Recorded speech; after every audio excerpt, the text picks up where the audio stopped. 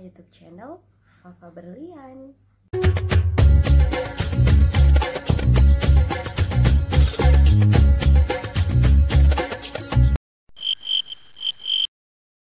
Oke teman-teman, jadi di video kali ini Fafa mau ngasih informasi sedikit tentang gimana sih realitanya karyawan Indomaret. Jadi apa aja sih yang mereka kerjakan?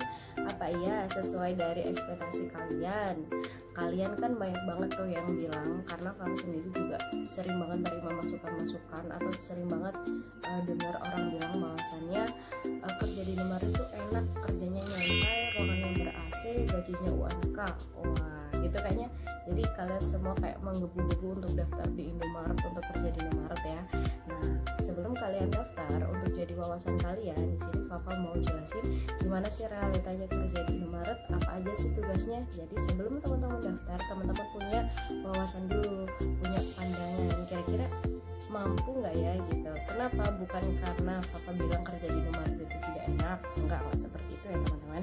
Jadi supaya mental teman-teman itu kuat, jadi nggak sampai apa ya, teman-teman daftar ternyata nanti udah keterima, udah di training, ternyata endingnya putus di tengah jalan. Nah itu kan bisa merugikan kedua belah pihak ya kan, bisa merugikan perusahaan, juga bisa merugikan teman-teman sendiri. Udah capek-capek training, udah menyiapkan segala sesuatu, udah beli ini itu kan buat perlengkapan, buat persiapan, ternyata teman-teman harus berhenti di tengah jalan, apalagi belum sampai gajian di bulan pertama kan, kasihan gitu loh. Jadi di sini Fafa mau nerangin, bukan nerangin sih, mau sharing aja bahwasannya kerja di Indomaret itu gimana ya gitu, apa aja sih yang dikerjakan, dan juga Fafa mau ngasih informasi juga Indomaret itu seperti apa. Itu enggak secara luas ya teman-teman ya, ada sedikit aja karena Fafa juga masih baru ada di Indomaret, biar teman-teman tahu aja. Oke, langsung aja biar nggak lama-lama. Yang pertama, sistem kerja. Jadi teman-teman, sistem kerja di Indomaret itu adalah sistem shift. Nah, Indomaret itu ada dua macam shift. Yang pertama untuk toko reguler, dan yang kedua untuk toko 24 jam. Nah, kalau untuk toko reguler, toko yang buka mulai jam 7 sampai jam 10 malam itu ada dua shift. Ada shift 1 dan shift 2. Shift 1 itu dimulai dari jam 6. Jam 6 itu mereka harus buka toko, buka komputer, nyalain ini itu segala macam. Nah, sampai jam paling, kalau jam kerja sih sampai jam 3 ya, tapi teman-teman biasanya pulang sih jam 4 atau jam berapa gitu ya, karena memang masih ada beberapa pekerjaan yang harus dikerjakan. Nah, untuk shift 2 biasanya untuk toko reguler itu mereka datang jam 2 untuk persiapan pergantian shift, dan juga untuk mungkin masih perapian ya, perapian diri, apalagi untuk yang cewek biasanya touch up, make up atau segala macam kayak gitu. Jam 2 sampai jam 10 mereka udah tutup. Nah, yang kedua yaitu toko 24 jam. Nah, toko 24 jam ini teman-teman mereka mempunyai 3 shift, yaitu shift 1, shift 2 dan shift 3. Nah, untuk shift 1 mereka datangnya lebih lambat dari toko reguler. Kenapa? Karena ada shift 3. Jadi mereka jam setengah 7 mereka udah ada di toko itu sampai jam 3, sama juga sampai jam 4. Nah, nanti untuk shift 2 mereka datang setengah 3. Karena kenapa kok setengah 3? Kenapa kok beda sama toko reguler? Karena pulangnya mereka ini beda teman-teman. Kalau reguler kan mereka bekerja estimasi waktunya sampai jam 10 malam. Nah, kalau untuk toko yang 24 jam mereka pulangnya itu jam 11 karena harus menunggu yang shift 3 datang. Karena jam kerja shift 3 itu mulai dari jam 11 sampai dengan jam 7 gitu. Karena Fafa ini ada di toko 24 jam, jadi tokonya Fafa ada 3 shift, ada shift 1, shift 2 dan shift 3. Tapi aduh aku nelen lidah. Tapi teman-teman nggak usah khawatir, khusus yang cewek, karena Indomaret itu sangat menjaga wanita. Ya, perusahaan Indomaret itu sangat menyayangi kita semua personilnya ya. Untuk dan terkhusus semuanya karyawan cewek itu tidak ada jadwal di shift 3. Mereka maksimal hanya ada di shift 2. Jadi nggak boleh dan dilarang keras kalau cewek itu ada di shift 3 atau shift TM tengah malam gitu, nggak boleh ya, nggak boleh, karena wanita itu harus bobo gitu ya, karena nanti skincare-nya bisa cepat habis kalau misalnya harus ada 3 shift. Yang kedua, di kedua ini Fafa mau ngasih informasi tentang struktur jabatan dalam satu toko. Jadi teman-teman, di toko, dalam satu toko itu ada 5 jabatan. Ada kasir, pramuniaga, merchandiser, asisten toko, dan kepala toko. Nah, 5 ini punya peranan dan tugas yang berbeda-beda. Ada juga sih yang sama, tapi Fafa mau bahas satu-satu dulu ya. Untuk yang pertama, untuk kasir, kayak Fafa nih ya, kasir tugasnya apa? Teman-teman pasti udah tahu bahwasannya kasir itu selalu terpajang ada di depan untuk untuk transaksi ya, sesi apa sih kata-katanya, untuk proses transaksi kalian. Jadi teman-teman mau beli apa, beli ini itu, mau pembayaran ini itu, mau tanya ini itu, biasanya jalannya yang pertama ke kasir dulu ya kan. Jadi istilahnya adalah serah terima uang dan barang. Pasti udah tahu ya bahwasannya kasir itu adalah yang berurusan dengan uang dalam satu shift, tapi beda lagi. Oke, yang kedua yaitu adalah pramuniaga. Nah, biasanya pramuniaga ini mas-masnya yang masih ganteng-ganteng, masih cute, masih fresh gitu ya. Itu tugasnya adalah untuk membersihkan toko. Selain membersihkan toko, mereka juga melakukan perapian, pengecekan nih ya dalam satu shift, kira-kira rak mana nih yang kosong, rak mana nih yang harus diisi lagi, rak mana nih yang udah berantakan harus datang lagi. Nah, itu adalah tugasnya pramuniaga. Biasanya juga ada yang misalnya teman-teman beli galon, bapak-bapak, ibu-ibu, adik-adik, mas beli galon ternyata nggak kuat ngangkat. Nah, yang bantu itu biasanya adalah mas-mas pramuniaga. Dan yang selanjutnya itu ada yang namanya merchandiser. Nah, merchandiser ini teman-teman, mereka itu statusnya udah pimpinan. Nah, status kerjanya itu udah beda sama kasir. Nah, di step selanjutnya Fafa mau cerita tentang status kerja ya. Nah, tugasnya dari merchandiser ini adalah mereka yang mempunyai tanggung jawab untuk mengatur dan mengolah stok di toko, stok barang di toko. Jadi berapa barang yang masuk, berapa barang yang keluar, mencocokkan dengan data yang ada di komputer dan juga fisiknya yang ada di toko, itu adalah tugas dari merchandiser. Nah, selanjutnya ada yang namanya asisten toko, teman-teman. Kalau misalnya teman-teman waktu zaman SMA atau SMP itu biasanya ikut organisasi, asisten toko ini sama dengan bendahara di organisasi, teman-teman. Jadi mereka itu bagian yang mengatur kira-kira anggarannya untuk 1 bulan untuk keperluan toko itu apa aja gitu. Jadi misalnya nih kayak token 1 bulan berapa yang dibutuhkan, terus alat pel, obat, sabun mencuci tangan yang ada di kamar mandi, dan segala macam keperluan yang diperlukan oleh personil toko, kayak misalnya air minum gitu-gitu, itu yang menganggarkan itu adalah asisten toko. Nah, yang selanjutnya nih yang jadi pentolannya toko adalah kepala toko. Jadi ada yang namanya kepala toko, teman-teman. Kepala toko ini tugasnya adalah mengawasi semua pekerjaan di 4 jabatan ini.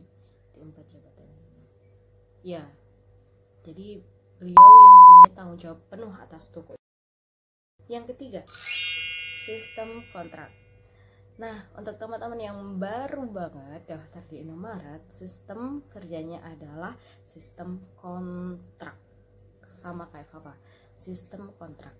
Dan untuk kontrak pertama untuk kasir dan pramuniaga itu adalah 1,5 tahun atau 1,5 tahun.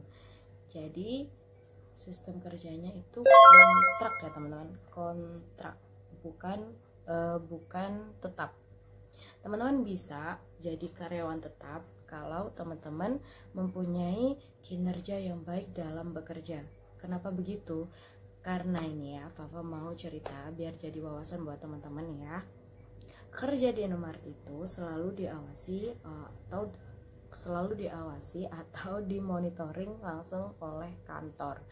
Jadi tugasnya jadi fungsi dari CCTV yang ada di toko, biasanya kan selalu ada CCTV itu, selain untuk mengawasi tindak kejahatan dari orang luar, fungsinya yang lain itu adalah mengawasi kinerja atau pekerjaan orang-orang toko.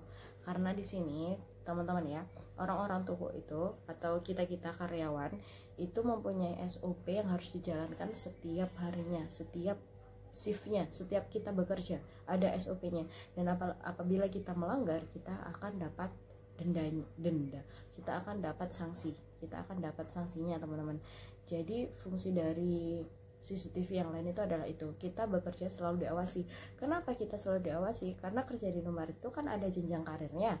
Nah, jenjang karir itu bisa kita dapat kalau kinerja kita baik lewat bisa jadi dilihat dari CCTV. Mohon maaf ya, ngomongnya bertele-tele. Bisa jadi yaitu dilihat dari CCTV. Kalau kinerja kita baik, kinerja kita bagus, kita selalu melakukan SOP, tidak pernah melakukan kecurangan dalam melakukan pekerjaan, insya Allah jenjang karir kita itu bisa cepat.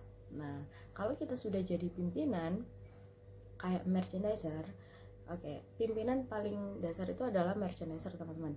Merchandiser, asisten toko, dan kepala toko. Kalau kita sudah jadi bagian dari 3 ini, kita sudah dalam status tetap. Jadi kita sudah tidak terikat kontrak. Selama kita tidak melakukan kesalahan di toko itu selama bekerja, maka status kita aman, bahkan bisa naik lagi. Nah, untuk kepala toko ini apa selalu jadi kepala toko?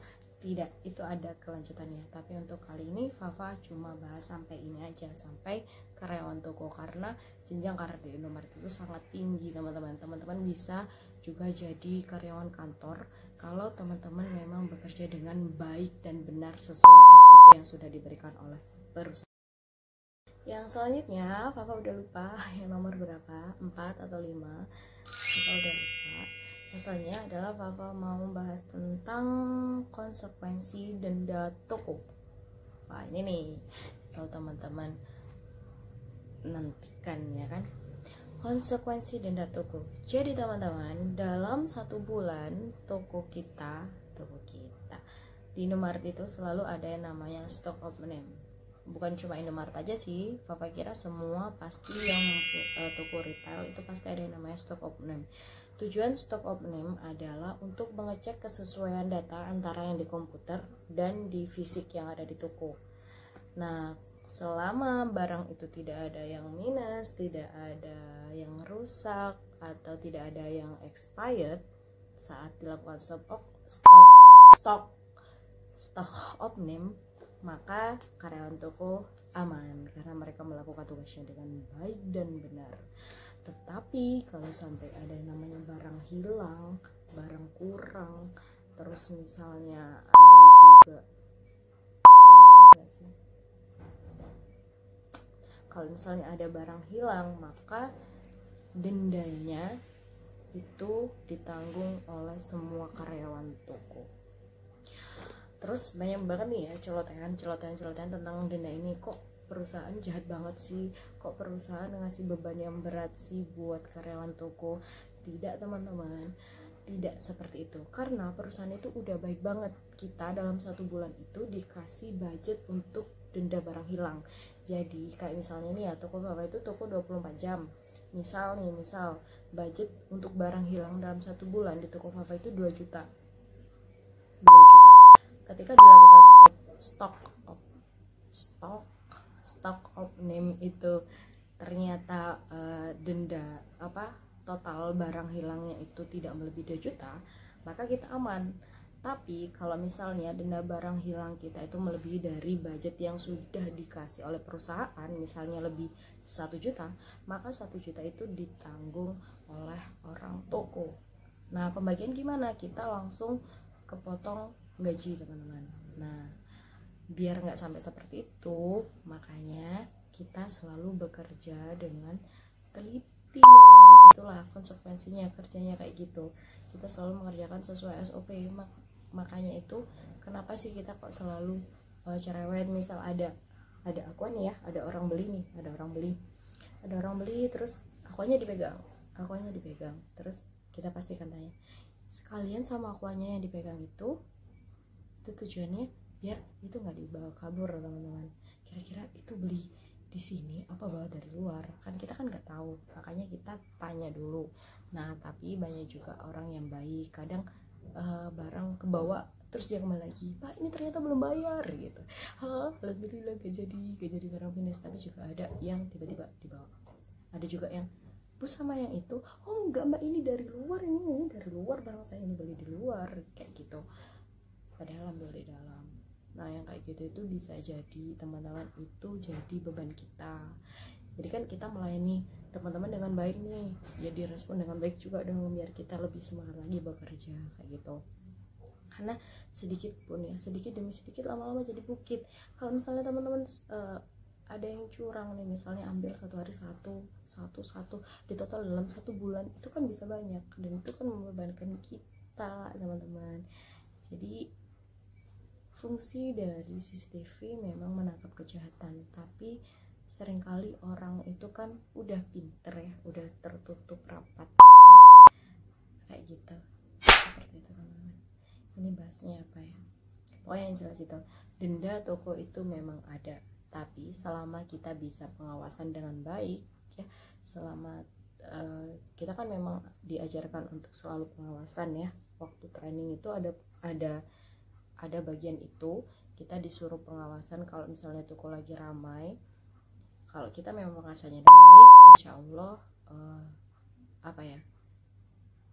sindikat barang hilang itu bisa terminimalisir lah. Buktinya 1 tahun Fafa kerja, Fafa nggak pernah yang mendapati denda barang hilang. Lanjut, selanjutnya konsekuensi kasir. Nah dalam satu shift teman-teman, kita itu sebagai kasir harus melakukan yang namanya inisial. Jadi misalnya teman-teman kalau belanja di Indomaret, lihat nota itu apa sih, nota belanja, teman-teman biasanya nemukan nama di sana. Dan nama, misal waktu Fafa yang kasir nih ada tulisan Fafa. Nah nama itu adalah nama yang bertanggung jawab penuh dalam satu shift. Jadi misal nanti ada komplain, ada apa, nah itu berurusan sama nama itu tuh. Itu yang harus bertanggung jawab atas ketidaknyamanan konsumen. Dan konsekuensinya jadi kasir itu apa sih? Konsekuensi terbesar dan terumum dan tersosialita, konsekuensi terbesar saat jadi kasir adalah minus saat tutup shift.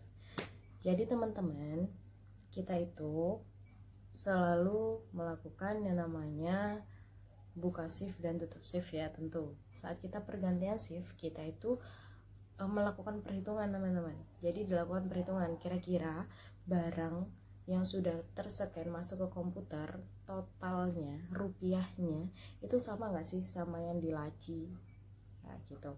Kalau misalnya beda, yang ganti siapa?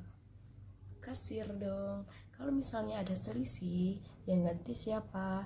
Ya kasir dong. Kalau misalnya ada ternyata uangnya kurang atau gimana, atau ternyata uangnya hilang, yang ganti siapa? Kasir dong. Jadi itu, sampai sini teman-teman masih yakin nih mau daftar di Indomaret? Jadi konsekuensi terbesar itu adalah mengganti teman-teman. Mengganti itu sering banget terjadi kalau misalnya kita lagi kekurangan receh itu sulit banget gitu ya, akhir-akhir ini didapat. Bukan akhir-akhir ini sih, dari dulu memang receh itu sulit didapat. Dan karena receh itu sulit didapat, kantor mempunyai keringanan untuk mendonasikan. Nah donasi nih, Fafa greget kalau udah bahas donasi. donasi itu teman-teman itu sudah ada ditujukan untuk siapa dan bekerja samanya dengan siapa, tujuannya dengan siapa, itu udah jelas banget. Karena tiap periode tiap periode donasi nih teman-teman ya, itu ada posternya, ada ditujukan untuk siapa, periodenya mulai tanggal ini sampai tanggal ini gitu ya, terus bekerja samanya dengan siapa, dan yang paling penting kontak personnya itu ada. Nah, tujuan udah jelas kayak gitu. Fafa masih sering banget nerima komplain bahwasannya Indomaret itu banyak banget ngambil untung dari donasi. Cina itu membodohi orang-orang yang bekerja sama dengan mereka. Kok gitu sih? Jadi teman-teman, untuk donasi ya, kalau kasir udah bilang donasi, misalnya kembaliannya 2.600, kita nih kayak Fafa misalnya menawarkan donasi, permisi 100 rupiahnya berkenan didonasikan Pak Bu, donasinya untuk misalnya waktu itu apa ya, untuk program pendidikan, donasinya 100 rupiah ditujukan untuk program pendidikan, nanti donasinya masuk dalam nota ya Bu gitu. Kok Fafa jadi gemeter? Nah, ada respon yang baik, oh iya Mbak, terus gak usah Mbak, kembalian aja, terus apa lagi ya, enggak Mbak, untuk apa sih, nggak jelas, enggak Mbak, nanti disuruh donasi ternyata donasinya buat bangun gereja, enggak Mbak, gak usah, enggak, kembalian aja ya Mbak. Dan kita sih selalu melayani dengan baik dan benar ya kan. Kalau misalnya kebanyakan ya Fafa nih ya, orang nggak mau didonasikan, terus mereka dikasih uang lebih mau gini, misalnya kembaliannya 5.300nya berkenan donasi Pak Bu, nanti donasinya masuk dalam nota, donasinya ditujukan untuk program pendidikan Pak, posternya yang ini. Enggak Mbak, nggak usah, ibunya nambah 200 rupiah ada? Nggak ada Mbak, nggak ada uang ini, tinggalin. Terus ketika dikasih uang kembalian 5.500, dia mau.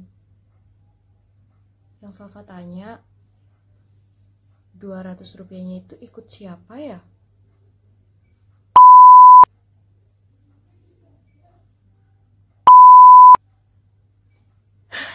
Nah teman-teman, selisih yang seperti itu 200 rupiah yang kita lebihkan ke konsumen, nanti itu jadi beban kita. Kenapa? Karena terjadi selisih antara total di komputer dengan total yang ada di laci.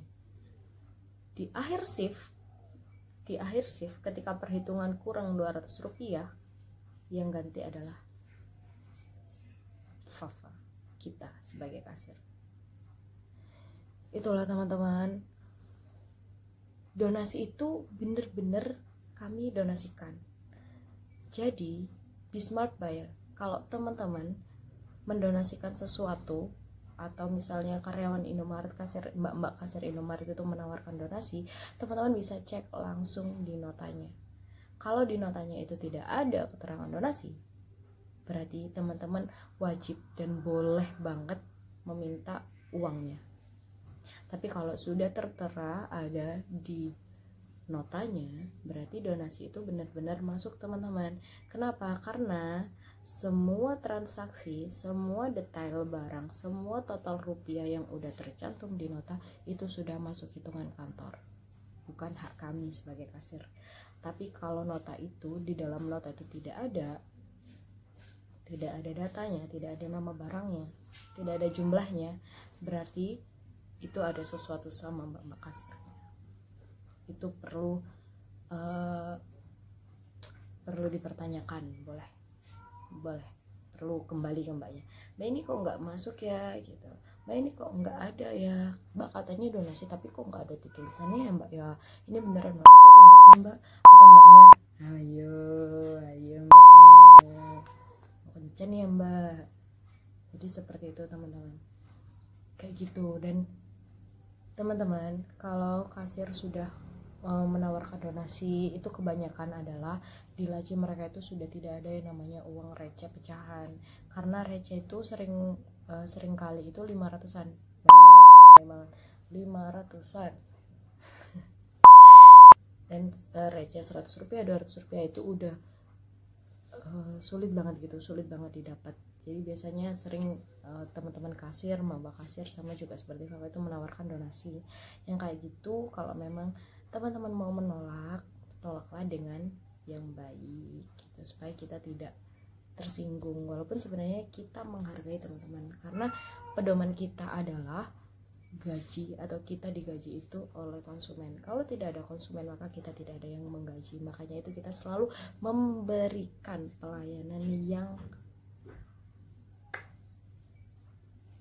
baik buat teman-teman. Maka kita tidak perlu sebenarnya dikasih balasan yang super wow atau gimana. Cukup dengan teman-teman merespon kita dengan baik, dengan ramah juga gitu ya. Ya, tuh. Jadi curhat kan, panjang kan, panjang. Selanjutnya adalah PJR. Jadi teman-teman, dalam satu toko itu kan ada beberapa rak. Teman-teman tahu sendiri kan, ada yang rak deterjen, ada rak buah kalau toko itu ada buahnya, ada rak snack, rak make up, sabun, terus ada rak bumbu-bumbu. Nah itu dalam satu toko itu ada penanggung jawabnya teman-teman. Jadi misalnya di total tuh di toko ada berapa rak jumlahnya gitu ya, di toko ada beberapa rak jumlah, ada berapa rak tuh di toko. Nah itu dibagi berapa jumlah personel tokonya. Kayak Fafa nih ya, karena toko Fafa 24 jam, jadi personel di tokonya Fafa itu banyak, ada 11 orang. 3 itu kasir, terus 4 pramuniaga, dan 4 itu pimpinan. Jadi merchandisernya ada 2 karena ada buah. Merchandisernya ada 2, asisten dan ketua. Jadi totalnya ada 11 orang. Dan karena personil tokonya itu banyak, maka pembagiannya juga banyak. Jadi per orang itu dapatnya nggak terlalu banyak kayak di toko reguler yang yang jumlah personelnya cuma 5 orang teman-teman. Jadi Fafa itu dapat 5 rak, yaitu rak popok dan juga rak tisu. Itu Fafa dapat rak popok, rak tisu, dan apa lagi sih, rak promosi kalau nggak salah, rak promosi yang ada di sebelahnya kasir tuh. Apa sih fungsinya PJR teman-teman? Jadi PJR itu kan penanggung jawab rak nih. Kita ada jadwal, tiap-tiap orang itu ada jadwal untuk membersihkan rak. Jadi misalnya hari Senin Fafa bersihkan rak tisu, itu Fafa bersihkan, terus Fafa cek expirednya. Tisu ada expired ya? Oke, jangan tisu deh, make up. Kita coba ke make up. Jadi dibersihkan, ditata dulu, dicek expirednya, ada nggak sih expirednya, dicek ada yang rusak atau enggak sih. Nah kayak gitu. Nah kalau misalnya ada barang yang rusak, itu yang tugasnya meretur itu adalah penanggung jawab rak itu teman-teman. Jadi kita punya tanggungan itu. Nah kalau misalnya ada celotehan bilang bahwasannya jahat banget sih Indomaret kalau misalnya barangnya rusak itu yang beli harus karyawannya, itu tidak seperti itu sangat salah teman-teman, karena perusahaan itu sudah meringankan kita untuk meretur barang rusak, tapi ada batasannya, ada waktunya. Misalnya nih kayak misal snack itu 2 bulan sebelum expired harus udah diretur kayak gitu. Nah kalau misalnya kita selalu mengecek barangnya untuk penanggung jawabnya, selalu mengerjakan tugasnya dengan baik, maka kita akan tahu ini waktunya ngeretur nih, harus diretur. Nah kalau udah barang itu diretur teman-teman itu nggak akan kena yang namanya denda. Tapi kalau dia sudah melewati batas retur, nah mau nggak mau teman-teman harus mengganti barang itu, harus membeli barang itu. Nah yang kayak gitu itu bukan kesalahan perusahaan loh ya, karena perusahaan udah memberikan keringanan yang begitu baik, yang begitu jelas, maksudnya keringanannya udah jelas, peraturannya udah jelas. Kalau kita melakukan pekerjaan kita dengan baik, maka tidak akan ada yang namanya retur, teman-teman. Tidak akan ada yang namanya retur, tidak akan ada yang namanya denda atau beli barang expired. Beli barang expired itu karena kita sendiri yang lalai, bukan karena perusahaan tidak menyayangi kita loh ya. Karena kita sendiri yang lalai, kita tidak melakukan pekerjaan kita dengan baik, akhirnya kita kena denda deh, suruh beli jajan deh, tapi dibeli aja, nggak boleh dimakan karena makanannya udah expired kayak gitu. Jadi yang kayak gitu bukan salahnya orang kantor atau perusahaan. Dan juga biasanya yang sering teman-teman temui adalah selisih harga antara di rak yang teman-teman lihat dan juga di komputer. Nah itu bukan karena Indomaret mau mengambil uang lebih atau mau mengambil untung lebih, tidak teman-teman, karena sekarang sudah ada kebijakannya bahwasannya jika ditemukan selisih harga, maka konsumen wajib atau berhak menerima harga yang paling murah. Nah misalnya nih harga di rak 5.000, ternyata ketika di kasir harganya 5.800. Nah teman-teman berhak nih dapat yang 5.000. 800-nya adalah ikut yang punya rak, ikut si PJR ini. Kenapa kok seperti itu kak? Karena setiap kita membersihkan rak, kita itu selalu mengupdate yang namanya harga. Kalau kita rutin mengupdate harga, maka tidak akan ada yang namanya selisih harga itu. Tidak akan ditemukan seperti itu. Karena teman-teman dalam satu minggu biasanya itu ada harga yang naik, ada harga yang turun, ada harga yang stabil atau tetap. Nah kalau kita sebagai personil nggak pernah mengecek, nggak pernah melakukan PJR ya untuk rak-rak kita, rak-rak yang sudah jadi tanggung jawab kita, jika sudah ditemukan seperti itu, maka itu konsekuensi atau kesalahan dari kita lagi, bukan dari perusahaan lagi. Jangan sedikit-sedikit menyalahkan perusahaan ya, karena itu adalah memang sudah tanggung jawabnya anak toko yang seperti itu. Perusahaan itu udah sangat baik sama kita, aturannya sudah jelas, sudah sangat ringan. Kita sudah dikasih tempat yang enak, ada barang atau alat sedikit di toko yang rusak, kita komplain lalu udah datang lagi yang baru, udah dibenahi. Fasilitas itu sangat menunjang kita untuk bekerja dengan baik sebenarnya kalau dari perusahaan. Feedbacknya adalah kita harus melakukan pekerjaan kita dengan baik. Nah kalau kita sudah dikasih fasilitas yang baik tapi kita tidak melakukan pekerjaan dengan baik, terus terjadi yang namanya selisih harga, terjadi yang namanya barang retur lewat expired, barang expired lewat retur, kebalik aku ngomongnya, itu ya udah jadi denda kita dong, konsekuensi kita dong, kita yang tidak melakukan pekerjaan kita dengan baik. Jadi buat teman-teman aja nih, buat ngasih tahu ya, maksudnya kalau ada selisih harga itu bukan karena perusahaan kami mencari untung lebih, tidak, karena selisih harga itu pelakunya adalah orang toko sebenarnya. Pelakunya orang toko, mereka lupa tidak mengganti atau tidak mengupdate harga seperti itu, sehingga ada harga yang naik, di price tag mereka tetap nih, di harga mereka tetap. Nah jadi selisih harganya nanti yang mengganti adalah yang mempunyai rak itu. Jadi itu bukan kesalahan orang toko. Sampai sini nih, kira-kira masih mau nggak ya daftar Indomaret? Sebenarnya teman-teman, pekerjaan itu kalau kita lakukan dengan baik dan benar, kita lakukan sesuai dengan aturan, sesuai dengan SOP yang ada, kita tidak akan mendapati sanksi-sanksi atau kejadian-kejadian demikian. Tapi karena kita manusia ya, kadang kita kan lupa atau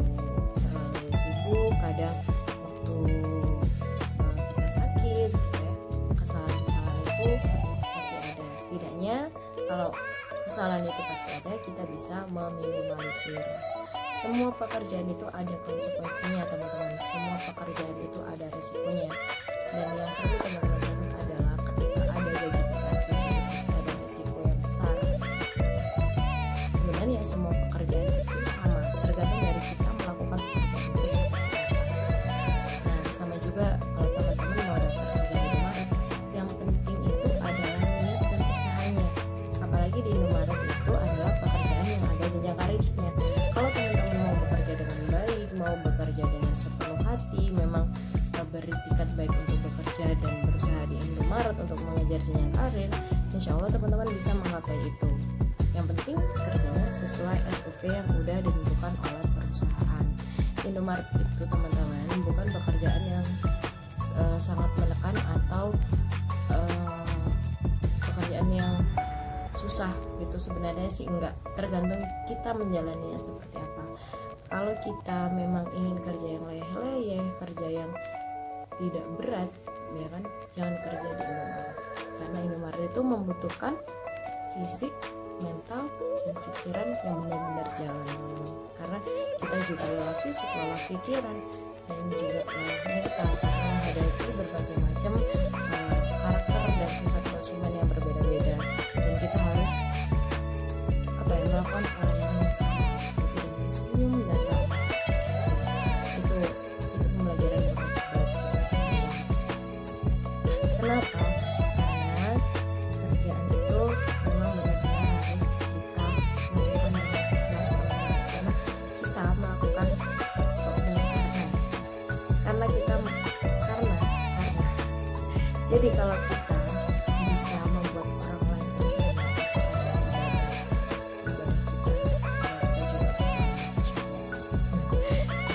oke teman-teman, cukup sampai di sini dulu ya video kakak kali ini.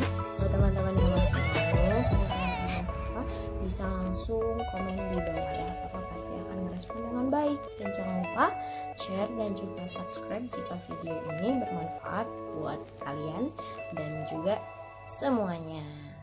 Bye bye, bye bye, bye bye, bye bye, bye bye.